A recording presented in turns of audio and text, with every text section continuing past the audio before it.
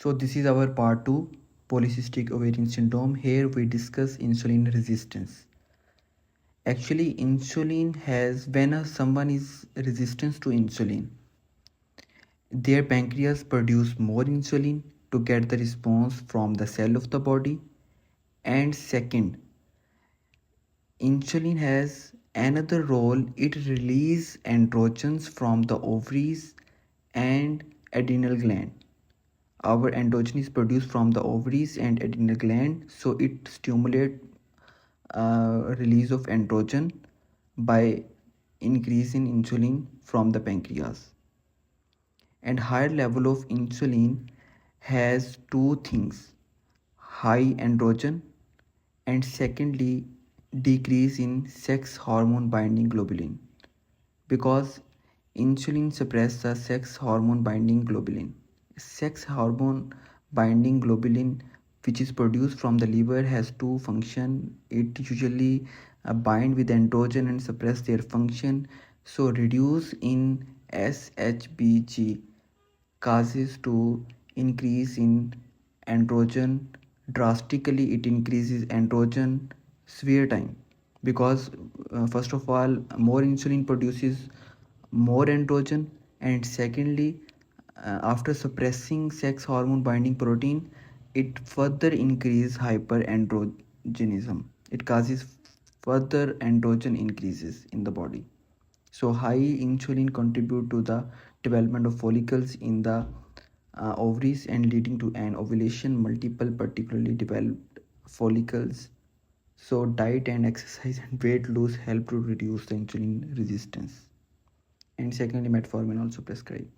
So these are the nice guidelines where we investigate a person, testosterone, sex hormone binding globulin, SHBG, luteinizing hormone, LH, FSH, prolactin, which is mildly elevated in PCOS, and thyroid stimulating hormone. Secondly, they are typically hormonal blood test, and these are the blood tests to diagnose PCOS, and these are the hormonal blood test.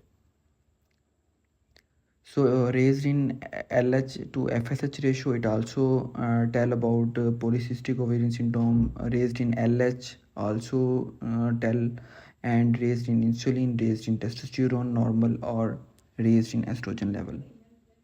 So the key things is to remember for your exam is raised in LH and the raised in LH and FSH ratio. Okay. So pelvic ultrasound is usually required to confirm the PCOS, because we discuss our one of the triad which shows pelvic ultrasound, and secondly high androgen, and the third is dysmenorrhea or amenorrhea. So pelvic ultrasound is necessary to tell about either a person is having a polycystic ovarian syndrome or some other causes. So a string of pulse appearance is seen on the pelvic ultrasound, which is 12 or more developing follicles in one ovary, and ovarian volumes is more than 10 centimeter. It tells about PCOS. It is worth remembering the string of pulse description for your exam. It may be up in the MCQs. It is also worth remembering that an ovarian volume of more than 10 centimeter can indicate PCOS without the presence of cyst. Okay, so these are the things which I tell you, all the things. And the screening test of choice of diabetic patient is with polycystic ovarian syndrome is OGTT. OGTT is usually performed with the gestational diabetes patient also. And 75 gram of glucose, and the patient drinks 75 gram of glucose, and before and after we check and monitor the fasting level after 2 hours of the giving 75 gram of glucose.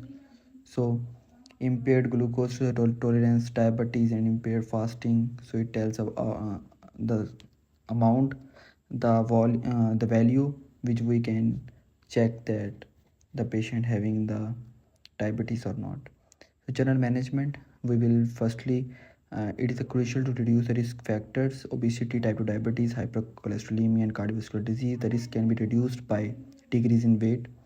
Low glycemic index means low glucose intake, calorie control, diet, exercise, smoking, antihypertensive medication if required, statins where indicated, any where indication of any cardiovascular issues or hypercholesterolemia, so we also given statin to the patient.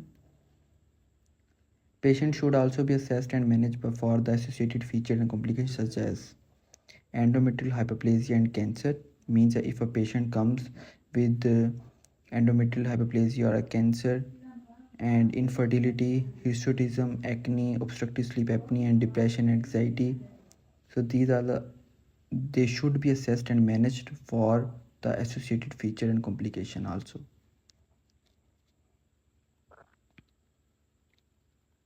For weight loss, we given the patient Olistate, topiramate, phentermine, lorcaserin. I also tell you in Urdu, और लो टोपी पहन ली ग्लूबोना, means और से ओलिस्टेट बन जाएगा, टोपी से topiramate बन जाएगा, पहन से फेंट्रामाइन बन जाएगा, लो से लोरकेसरीन बन जाएगा. Managing the risk factor of endometrial cancers is that obesity, when with the polycystic ovarian syndromes have severe risk of endometrial cancer. Obesity, diabetes, insulin resistance, and amenorrhea. So under these conditions, corpus luteum release progesterone after ovulation. When the PCOS do not ovulate, they do not produce sufficient progesterone. They continue to produce estrogen and do not experience regular menstruation. So this is a similar giving unopposed estrogen in the women's or hormone replacement therapy. It is result in endometrial hyperplasia and a significant risk of endometrial cancer. So managing options for endometrial hyperplasia set Mirena coil and certain PCOS and other things, including 3 to 4 month withdrawal bleeding, combined oral contraceptive pills. Managing infertility is we discuss that clomiphene firstly given to the patient, and laparoscopic ovarian drilling and in vitro fertilization is recommended in infertility. Metformin and letrozole also restore the ovulation under the guidance of specialists. However, the evidence to support their use is not clear. Ovarian drilling involves laparoscopic surgery where diathermy is used or laser therapy, and we punctures multiple holes in the ovaries, and then the patient can fertile. Women that become pregnant requiring screening for gestation diabetes. Screening involves oral OGTT test. Managing hirsutism mean more hair growth, so weight loss is the first of the things, and waxing, shaving, plucking are the things which women need to do.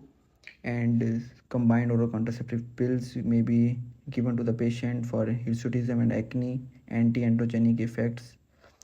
And we given the electrolysis, laser hair removal, spironolactones, finasteride, which 5-alpha reductase inhibitor, and flutamide and cyproton acetate. These are the things which we give to the patient for hirsutism management.